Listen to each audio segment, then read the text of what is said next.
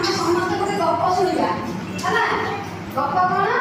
ମାମିନାର ତିନୋଟି ଗୋଟେ ଗପ ହେଲା। ମୁଁ ସେ ଗପ କହିବି, ଗପ ତୁମେ ପ୍ରଶ୍ନ ପଚାରିବ ସେଟା ଉତ୍ତର ଦେବ।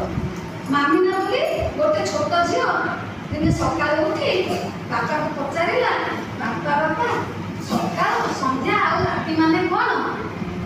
କ'ଣ ପଚାରିଲା ମାମିନା ବାପାକୁ? ସକାଳ ସନ୍ଧ୍ୟା ରାତି ମାନେ କ'ଣ?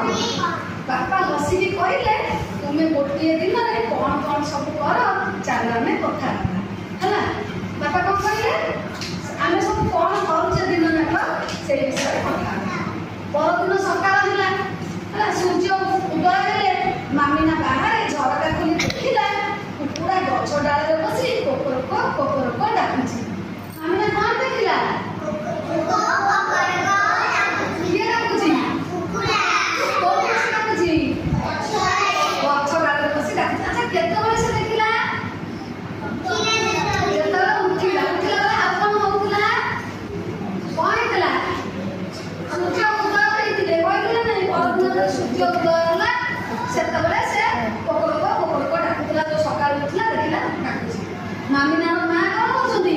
ଦାଣ୍ଡ ଓଳଉଛନ୍ତି। ମାମିନା ସେଜରୁ ଉଠି ମୁହଁ ଧୋଇ ଦାଣ୍ଡ ବସିଲା ହେଲା। ସେ କ'ଣ କଲା? ଗାଧୋଇକି ଜଳଖିଆ ଖାଇ ସ୍କୁଲ ପୋଷାକ ପିନ୍ଧି ସ୍କୁଲକୁ ଗଲା। ବାପା କହିଲେ, ମାମିନା ଏଇଟା ହେଉଛି ସକାଳ ସମୟ,